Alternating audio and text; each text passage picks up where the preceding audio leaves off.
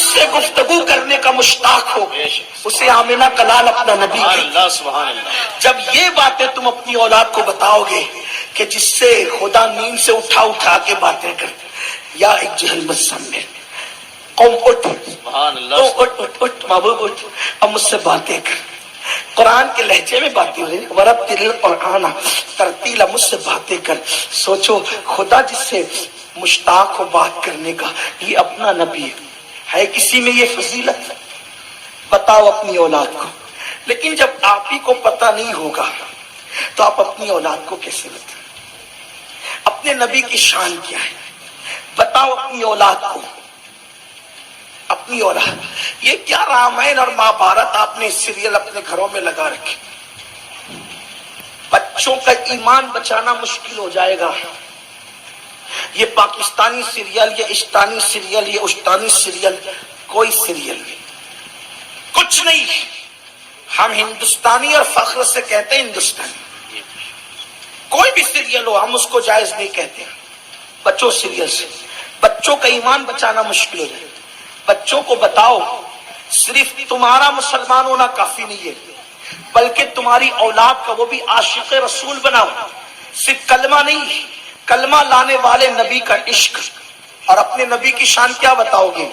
سنو اپنے آقا کی شان کیا ہے۔ حضور کی شان یہ ہے کہ حضور ایک ہی لعاب سے کئی کام کرتے ہیں۔ اپنی یہ سیکھو، سنو، پڑھو، اپنی اولاد کو بتاؤ۔ دیکھو لعاب، حضور کا لعاب یعنی تھوک شریف، سوکھے کنویں میں ڈالتے تو کنواں پانی سے بھر جاتا ہے۔ وہی لعاب کھارے کنویں میں ڈالتے تو کھارا کنواں میٹھا ہو جاتا ہے۔ سبحان اللہ، سبحان اللہ۔ وہی لعاب اگر حضرت مولا علی کی آنکھوں کو لگاتے تو آنکھوں کی تکلیف دور ہو جاتی ہے۔ سبحان اللہ، سبحان اللہ۔ وہی لعاب ابی بن خلف پر تھوک دیتے تو مر جاتا ہے۔ لعاب سے کوئی مر رہا ہے، لعاب سے کوئی جی رہا ہے، لعاب سے کوئی فقیہ بن رہا ہے، لعاب سے کوئی عالم بن رہا ہے، لعاب سے کوئی کنواں میٹھا ہو رہا ہے، لعاب سے کوئی سوکھا کنواں بھر رہا ہے۔ یہ ایک لعاب ہے۔ ایک مرتبہ حضرت قتادہ رضی اللہ تبارک و تعالی عنہ، حضرت قتادہ جنگ لڑ رہے تھے۔ جنگ لڑتے لڑتے ایک تیر حضرت قتادہ کی آنکھ میں لگا، اور جب آنکھ میں تیر لگا تو آنکھ کا ڈیلا باہر آ گیا۔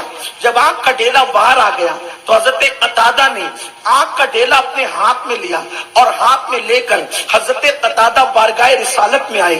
عرض کیا یا رسول اللہ، میرے ماں باپ آپ پہ قربان، حضور یہ میری آنکھ نکل گئی ہے۔ سچ سچ کہنا، ایمان لگتی کہنا کہ اگر آپ کسی کے ساتھ کام کر رہے ہو، کسی سیاسی لیڈر کے ساتھ یا کسی عالم کے ساتھ یا کسی ڈاکٹر کے ساتھ یا کسی وکیل کے ساتھ یا کسی انجینئر کے ساتھ اگر آپ کام کر رہے ہو اور آپ کا کوئی نقصان ہو جائے اور آپ اس کے پاس جائے تو وہ کہے گا بھیا میں کیا کروں، اس لیے کہ جو اس فیلڈ کا ماہر ہے تجھے تو اس کے پاس جانا چاہیے۔ لیکن دیکھیے میرے آقا تو نبی تھے، سید الانبیاء ہے، نبی الانبیاء ہے۔ آنکھ نکل گئی، صحابی رسول قتادہ آنکھ لے کر کے حضور کے پاس آئے، حضور میری آنکھ نکل گئی، اچھی کر دیجئے۔ اب آپ بتائیں، کبھی کبھی میری قوم کے نوجوان چھوکرے جنہوں نے علم دین نہیں پڑھا، حدیث نہیں پڑھا، وہ کیا کہتے ہیں نبی کے پاس جا کر مدد مانگنا یہ شرک ہے، اللہ سے ڈائریکٹ مدد مانگو۔ او میرے بھیا یہ بات تو کہاں سے لایا کہ نبی سے مانگنا شرک ہے؟ ارے اللہ رب العزت محبوب سے کہتا ہے وَأَمَّا السَّائِلَ فَلَا تَنْهَرْ، کہ محبوب جب تیرے پاس کوئی مانگنے آئے تو اس کو جھڑکنا نہیں۔ مطلب کیا نکلا کہ عطا کر دینا۔ کیا مطلب نکلا؟ عطا کر دینا۔ اب بھائیوں مجھے بتاؤ، اگر ایک بار آپ کسی سے مانگنے جائیں اور آپ کو وہ دے دے تو دوبارہ آپ جائیں گے کہ نہیں جائیں گے؟ بولو جائیں گے کہ نہیں جائیں گے؟ ارے ہونا تو یہ چاہیے تھا، اگر نبی سے مانگنا شرک تھا تو اللہ کہہ دیتا محبوب جو تیرے پاس مانگنے آئے اس کو جھڑک کے بھگا دینا اور کہنا جا اللہ سے مانگ۔ بولو یہ کہنا چاہیے تھا، لیکن اللہ کیا کہہ رہے ہیں وَأَمَّا السَّائِلَ فَلَا تَنْهَرْ، جو مانگنے ہیں اس کو جھڑکنا نہیں پیارے میرے محبوب، اس کو جھڑکنا نہیں بلکہ عطا کر دینا۔ کیوں؟ اس لیے کہ وَاللَّهُ يُعْطِي إِنَّمَا أَنَا قَاسِمٌ، آقا سے کہلوا دیا گیا بے شک اللہ دینے والا ہے اور میں تقسیم کرنے والا ہوں۔ تو پتا چلا کہ حبیب تو دینے والے ہیں، آقا تو دینے والے ہیں، اور جو دینے والا اسی سے مانگا جاتا ہے۔ میرے پیارے آقا علیہ السلام کے پیارے دیوانوں، اس طرح کی باتیں مت کہا کرو۔ یہ باتیں یہودی کہتے تھے کہ نبی سے مانگنا شرک ہے، نبی سے مانگنا حرام ہے۔ یہ باتیں عیسائی لوگ کہتے ہیں، یہ بات مسلمان لوگ نہیں کہتے۔ اس لیے اگر اپنا ایمان بچانا ہے تو ایسی الٹی بھلتی باتیں کر کے ایمان تباہ مت کرو، اپنے ایمان کی کو آگ مت لگاؤ۔ میرے پیارے آقا علیہ السلام کے پیارے دیوانوں، غضب ہو گیا۔ لوگوں نے دوسروں سے سنتے سنتے سب کہنا شروع کر دیا، نہیں نہیں، نبی تو دینے کے لیے آتا ہے، نبی تو بانٹنے کے لیے آتا ہے، نبی اللہ کے خلیفہ اعظم ہے، نبی اللہ کے وزیر اعظم ہے، نبی اللہ رب العزت کے فرشتادہ ہیں، نبی اللہ رب العزت کے نائب اکبر ہیں، وہ دینے آئے ہیں، عطا کرنے آئے ہیں۔ اور صحابہ کا نظریہ یہی تھا۔ آج ہم نے اپنے بچوں کو ہیرو کی زندگی تو بتائی، آج ہم نے اپنے بچوں کو جو ہے کرکٹر کی زندگی تو بتائی، آج ہم نے اپنے بچوں کو اللہ و رسول کے فرامین نہیں بتائے، حضور کی سیرت اور حضور کی زندگی نہیں بتائی۔ اس سے نقصان کیا ہوا؟ ہمارے بچوں نے ہوٹل پر بیٹھ کر کے کسی ایرے غیرے سے کچھ سنا، اسی کے ساتھ ہو لیے، ادھر ادھر کچھ سنا گلی محلے میں، اسی کے ساتھ ہو لیے۔ نہیں، اپنے گھر میں اپنے بچوں کو اپنے نبی کا عشق پلاؤ، اپنے نبی کی محبت پلاؤ، اور جس کی سیرت بتاؤ گے۔ اور ہمارے یہاں گڑی ہوئی باتیں نہیں ہے، کیونکہ اپنے نبی کی شان تو قرآن بیان کر رہا ہے۔ حضرت قتادہ بارگاہ رسالت میں آئے، ڈائریکٹ اللہ کی بارگاہ میں نہیں گئے، کیونکہ وہ جانتے تھے کہ اللہ کی بارگاہ میں ڈائریکٹ کیسے جاؤں، کہ جس نے قرآن دیا ان کے ذریعے، رحمان ملا ان کے ذریعے، ایمان ملا ان کے ذریعے، نمازیں ملی ان کے ذریعے، سجود ملے ان کے ذریعے، رکوع ملا ان کے ذریعے، سب تو ان کے ذریعے ملا۔ جب وہ دینے والا ان کے ذریعے دیتا ہے تو مجھے ان کے ذریعے لینے میں جاتا کیا ہے؟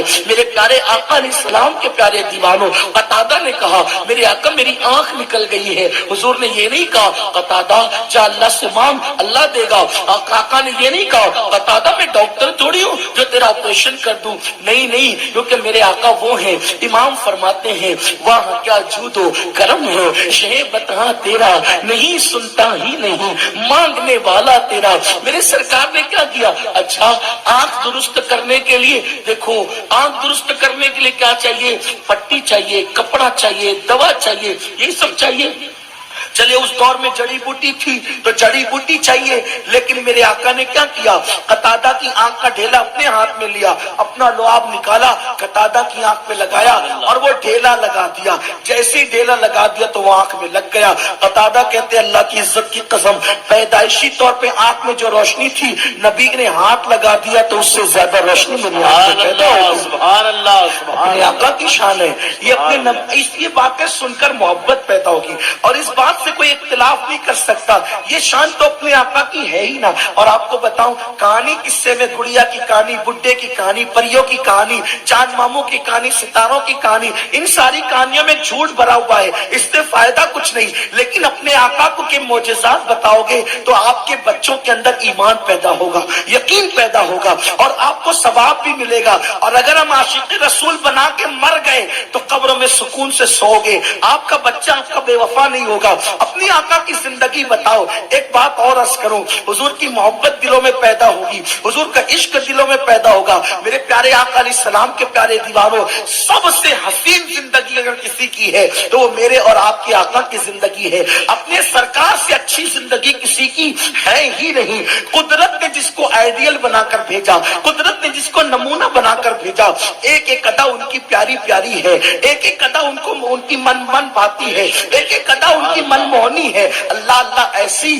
کہ دشمن دیکھے تو دوست ہو جائے، بیگانہ دیکھے تو اپنا ہو جائے، اللہ پر نفرت کرنے والا دیکھے تو محبت کرنے پہ مجبور ہو جائے۔ اپنے آقا کی بڑی شان ہے۔ اگر میں معجزات ہی پڑھنے لگوں تو اس میں بہت ٹائم جائے گا، لیکن آئیے دیکھو اپنے نبی کی شان کیا ہے۔ مجھے یاد آ رہی ہے ایک بہت پیاری سی بات، آقا نے وہ کیا جو کوئی نہیں کر سکتا۔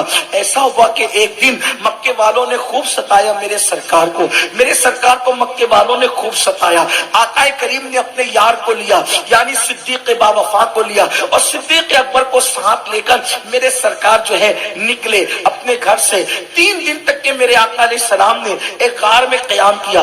غار میں قیام کرنے کے بعد حضور علیہ السلام سوئے مدینہ چل پڑے. سرکار مدینہ منورہ گئے. اس کو سفر ہجرت کہتے ہیں. میری مائیں اور بہنیں غور سے سنیں, اپنے بچوں کو سنانا, بہت مزہ آئے گا, بہت لطف آئے گا, ایمان بھی تازہ ہوگا. اور آپ سے کہتا ہوں حضور کے بن جاؤ, حضور کے بن جاؤ, نہ کبھی مصیبت آئے گی, نہ کبھی تکلیف آئے گی, نہ کبھی پریشانی آئے گی. اس لیے کہ سارے کام ان کو سونپ دو, اپنے دل کا ہے انہی سے آرام, سونپے ہیں اپنے انہی کو سب کام. لو لگی ہے کہ اب اس در کے غلام چارے درد رضا کرتے ہیں. کمزور انسان مضبوط طاقتور کا سہارا ڈھونڈتا ہے.